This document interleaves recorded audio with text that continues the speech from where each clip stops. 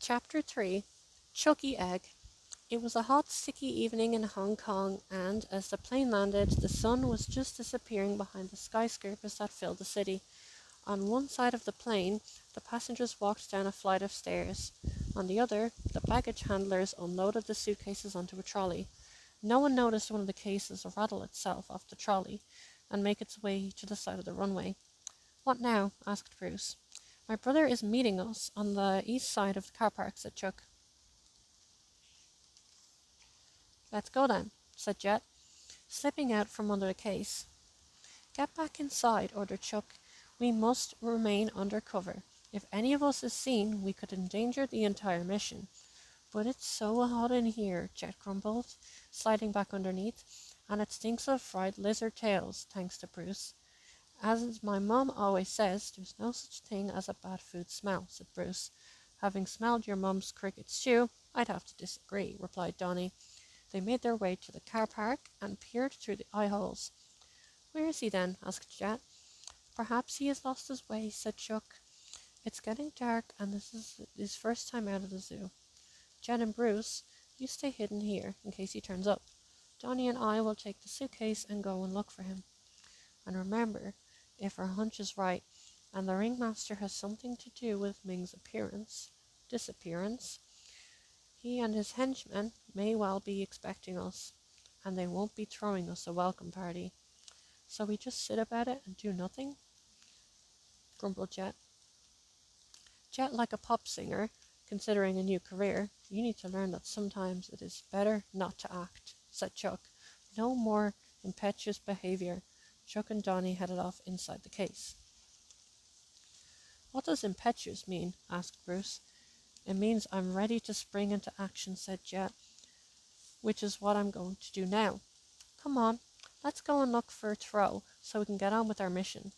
"But Chuck said we had to stay here," said Bruce, "and he is the leader." "What are you, a mouse or a meerkat?" said Jet, scurrying off through the grass. "It won't do any harm. It's not like we'll get seen. Come on." Donny and Chuck directed the suitcase through the car park, darting behind cars every time a human appeared. "Jet is a talented ninja, but he is too much like a trainee doctor," said Chuck, as they took cover behind a car. "In what way?" asked Donny. "He has much to learn about patience," replied Chuck, with a wry smile. "Arr!" came a voice beside them. "Talking luggage? Now I really have seen it all. The sooner I'm back in the zoo, the better." "Throw," said Chuck, seeing his brother's head poking out from beside one of the car's wheels. "What?" yelped Throw, quivering with fright. "Taking luggage that knows my name. Help!" Chuck leaped out from under the suitcase. "It's me, Chuck, your brother." Throw gaped at him. "Chucky Egg, am I glad to see you," he cried, clasping his arms around his brother. Donny sniggered. "Chucky Egg?" Chuck scowled at his brother, his face reddening under his fur. "Throw, please. I am the leader of an elite ninja clan. Do not go by that name anymore." "Sorry, Chuck," said Throw. "But I am glad to see you. I thought I'd never find you. The outside world is terrifying and confusing. You said it was a park, but there are no trees." "It's a car park," said Chuck, "for cars." "Never mind. We found you now. Did you manage to arrange transport for us?" "Yes. A van from the zoo is here to collect a pair of sloths. It's leaving shortly," Thor replied. "It'll be easy to slip aboard." "Good work," said Chuck. "Let's go and pick up the others."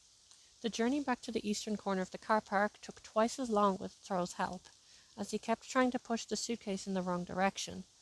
When they arrived, Jet and Bruce are nowhere to be seen. "No doubt Jet has convinced Bruce to do something impetuous," said Chuck. "Jet is a great fighter, but he is also like a car with no steering wheel." "In what way?" asked Throw. "Almost impossible to control," replied Chuck. "Come on, they can't have gone far."